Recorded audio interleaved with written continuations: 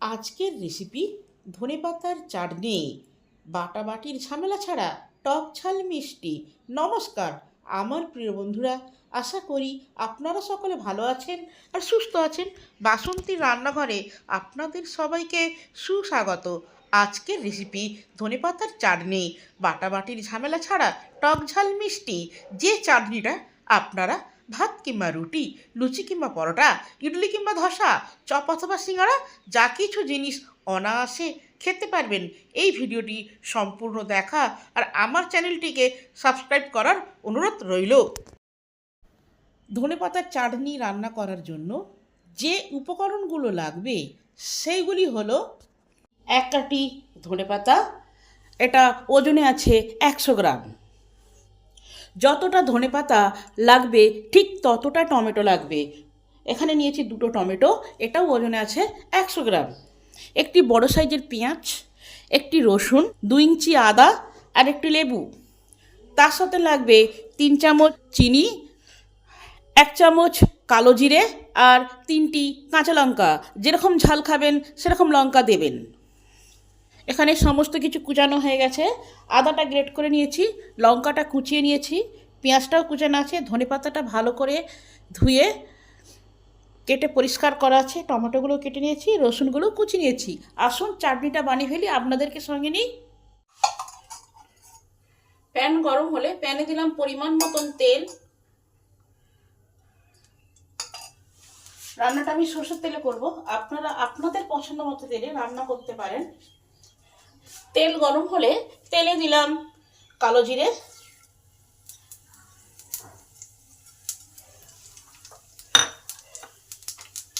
একটা লঙ্কা ভেঙে দিয়ে দিলাম। এবার কালো জিরে আর লঙ্কাটাকে একটু ভালো করে ভেজে নেব।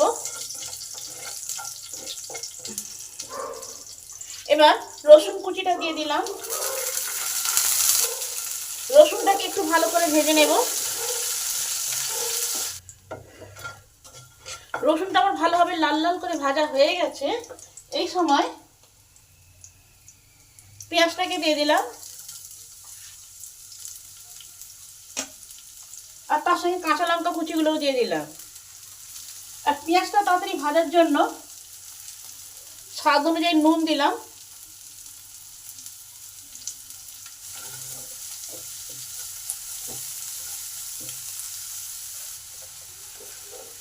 পেঁয়াজটা হাফ ভাজা হয়ে এসেছে।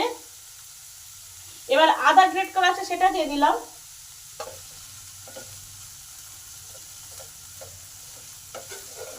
আদা আর পেঁয়াজটাকে একটু ভালো করে ভেজে নেব। পেঁয়াজটা আমার ভালোভাবে ভাজা হয়ে এসেছে, এর থেকে আর বেশি লাল করব না। ঠিক এই সময় টমেটোগুলো কুচানো আছে সেটা দিয়ে দিই। এবার টমেটোটাকে একটু নরম করে নেব। পেঁয়াজের সঙ্গে টমেটোগুলোকে ভালো করে একটু নেড়ে নিই, তাহলে নুনটাও টমেটোতে মাখা হয়ে যাবে। হলুদটাকে ভালো করে পেঁয়াজের টমেটোর সাথে মিশিয়ে দিই। আর টমেটোটা তাড়াতাড়ি নরম হওয়ার জন্য 5 মিনিটের জন্য চাপা দিয়ে দিলাম। 5 মিনিট পর চাপাটা খুলে দেখি কি অবস্থা।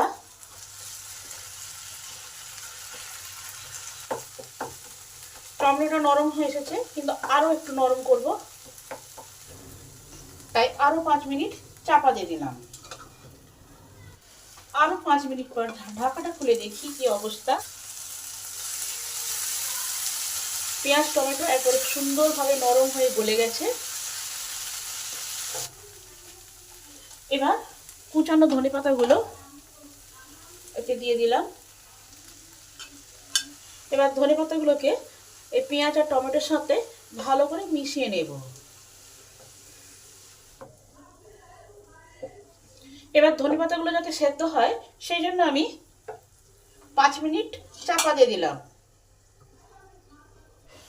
5 মিনিট পর চাপাটা খুলে দেখি কি অবস্থা।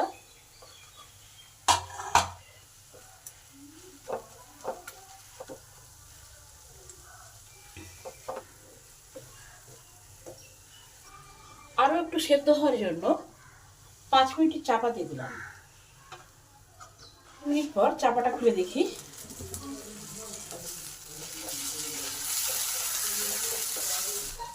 পেঁয়াজ, টমেটো, ধনেপাতা সব সুন্দরভাবে একবারে সেদ্ধ হয়ে গেছে। এই সময় 3 চামচ চিনি আছে, এটা যোগ করলাম, আর কিছুটা লেবুর রস দিলাম। টক মিষ্টি ঝাল একটা সুন্দর ফ্লেভার আনার জন্য। এবার ভালো করে মিশিয়ে নেব। চিনিটা যতক্ষণ না গলবে ততক্ষণ এটাকে একটু রান্না করে নেব। এটাকে আপনারা রুটি, পরোটা, ভাত যে কোনো জিনিসের সঙ্গে অনায়াসে খেতে পারবেন। চিনিটা আমার গলে গেছে, চাটনিটা আমার কমপ্লিট। আপনারাও বাড়িতে এইভাবে বাটাবাটির ঝামেলা ছাড়া ধনেপাতার চাটনি রান্না করে খেয়ে দেখবেন। রেসিপিটা যদি ভালো হয় তাহলে আমার চ্যানেলটিকে সাবস্ক্রাইব করবেন, লাইক করবেন, কমেন্ট করবেন, শেয়ার করবেন। ভিডিওটি সম্পূর্ণরূপে দেখার জন্য অসংখ্য ধন্যবাদ। দেখা হচ্ছে অন্য কোনো নতুন ভিডিওতে।